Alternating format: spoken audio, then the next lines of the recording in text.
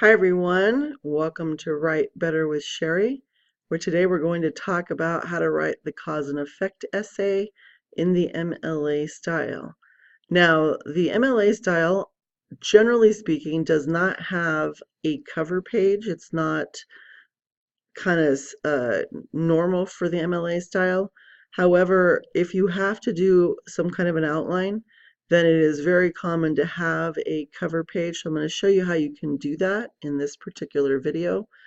So here on the first page, I have a sample cover page for the MLA style.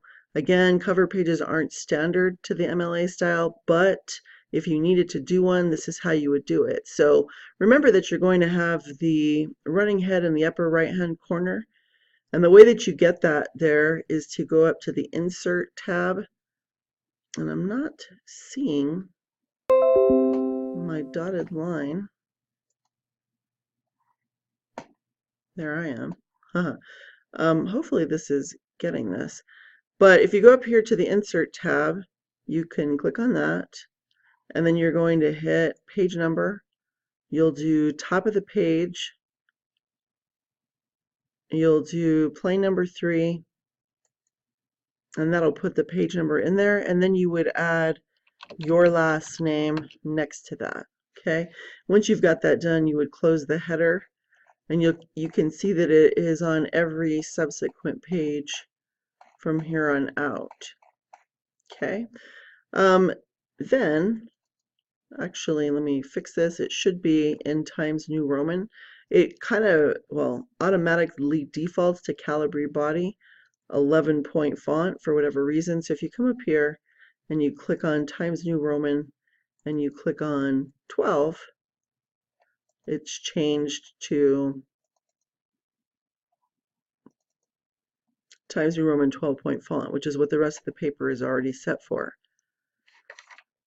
So that's an important thing about MLA style. You want it to be a 12-point font, and you want it to be in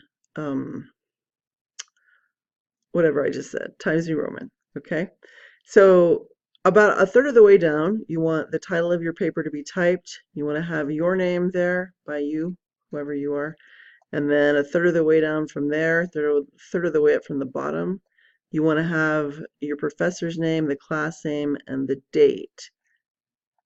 Then on the next page, you're going to have your outline. And because I was messing around with it, I moved that. So you can just write the word outline centered in the middle. And keep in mind, different teachers or professors have different requirements. So it's really up to you how you do this. And if you want to do it this way, that's fine, but I would definitely ask your teacher for specific guidelines unless they've given them to you voluntarily, and then call it whatever it is that they tell you to call it. Okay, so Roman numeral 1 would be your introduction. You would want to put, whatever broad idea you've got, and then narrow it into your thesis, and make sure that you include your thesis here on this introduction section. Then you're going to have your main point.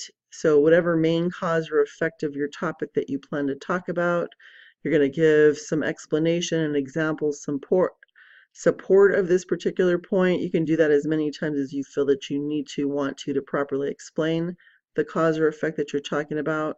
I went ahead and put 2 of them because in outlines, every 1 needs a 2, every A needs a B. So just be aware of that. Then on main point number 2, we have the second main cause or effect of the topic.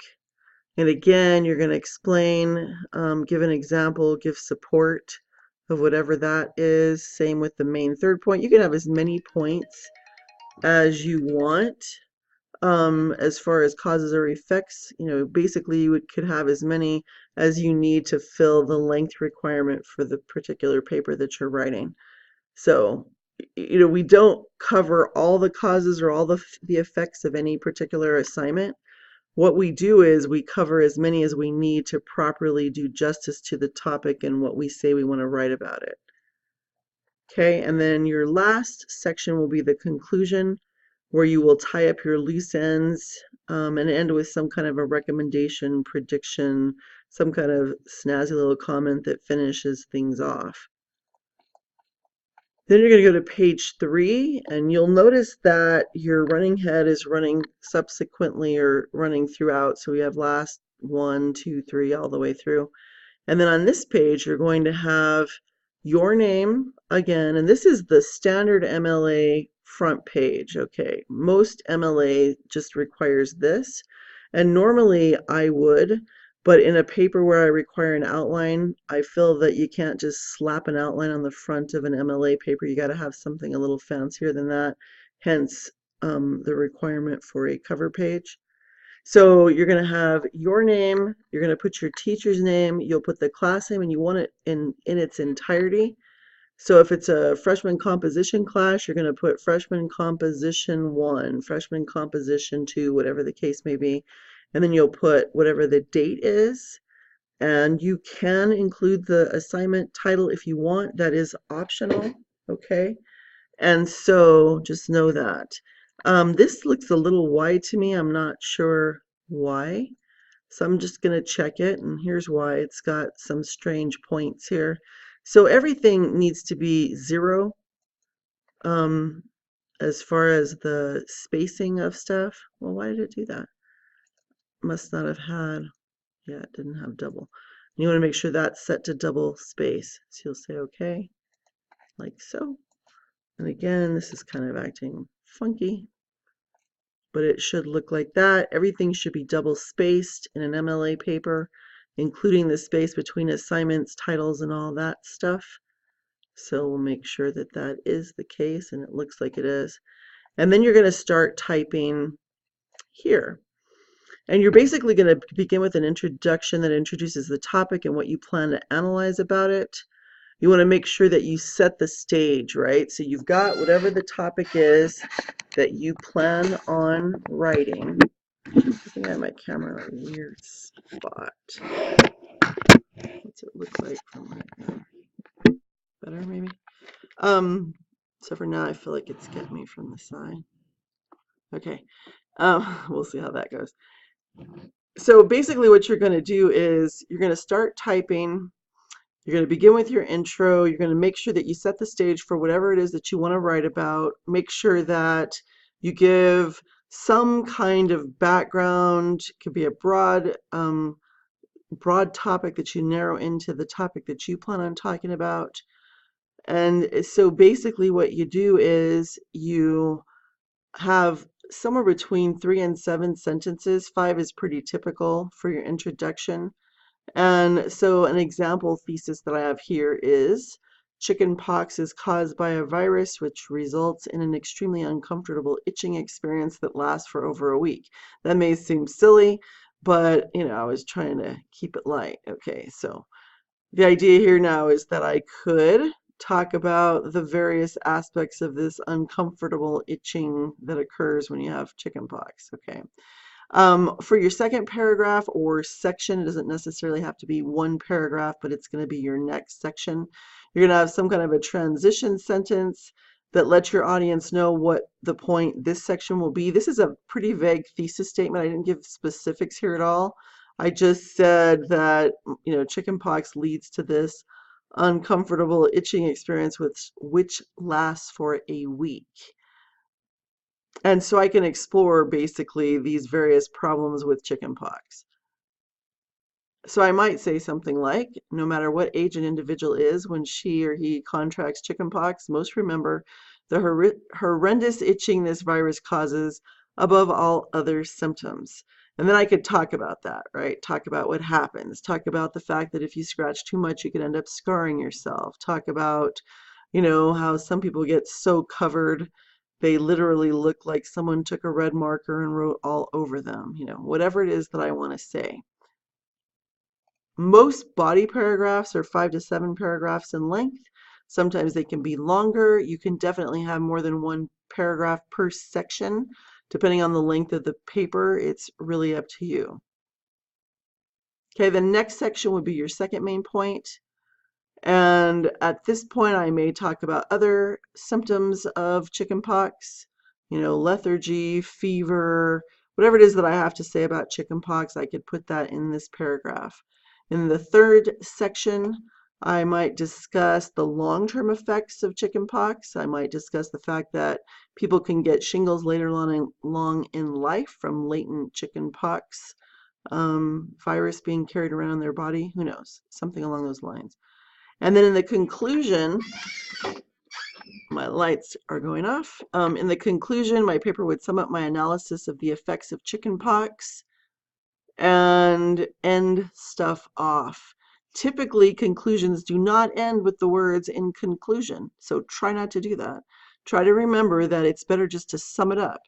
You know, chicken pox are difficult to live with. Fortunately, you don't have to live with them long if you are unfortunate enough to get them, whatever. But don't say "in conclusion." All right, so what's really important about this is the Works Cited page, and I want to talk to you about that for the last few minutes. Basically, Works Cited pages for MLA papers need to be in alphabetical order. And these are just sample books, YouTube videos. They have nothing to do with chickenpox. They're there strictly for illustrative purposes. So you have Works Cited as your title, no fancy fonts, underlining, highlighting, etc. It's just those two words. Make sure it's works, not work. Make sure it's not Works Cited page or something strange like that. It's just Works Cited. And then we've got our authors. They are listed in alphabetical order by last name: Debatten, Hari, Kirshner. And these are my samples. So this is what a typical website looks like in the MLA style. Last comma first period, name of the article in quotes, name of the website in italics, followed by a comma, the date published or most recently updated, another comma, and the URL. Here's my book template, if you will. Last comma first, name of book in italics, the publisher, comma, the year. These are all as per 8th edition of the MLA style. So if you're writing in the 7th, this is not going to mesh. 8th is the newest as of today, which is June 11th, 2019. So know that. And then also how to do a YouTube video, which is becoming more and more common to include in something like that. So we've got last comma first. That should be the creator, so the person actually presenting.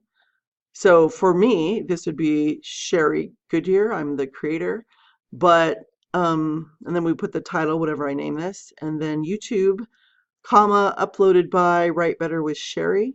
That's the title of the channel. A comma, the date it's published, which will be today probably, comma, and then the URL. Okay, and then I've got other samples: Morrison, Semico, Yavuz, I don't know. But you'll notice that they all fit the basic order that you can see here. And we can talk about this more in another video, but I just want you to see kind of the basics of how it looks. I want to talk about hanging indents. Hanging indents refers to that all source material, the first line is in line with the left margin, everything else is indented a tab space over. So first words in line, other lines indented 1 tab space. The other thing to take note of, everything's in alphabetical order. Again, the title's Works Cited, not something else. And then the orders are very specific for MLA, APA too, but very specific. Placement of periods is precise. Commas go where they go. Things that are italicized are the things that are italicized. Things that are in quotes are the things that are in quotes, right? Is that vague? But anyway, it's stuff like that. So hopefully this is helpful. I'm about to run out of my 15-minute time. So anyway, that's it. If you have questions, feel free to leave them in the comments box. If you'd like to see videos on other specific things that pertain to writing, please feel free to make your recommendations down there as well. And I hope you have a great day. Thank you, and thanks for tuning in to Write Better with Sherry. I'll see you in the next video.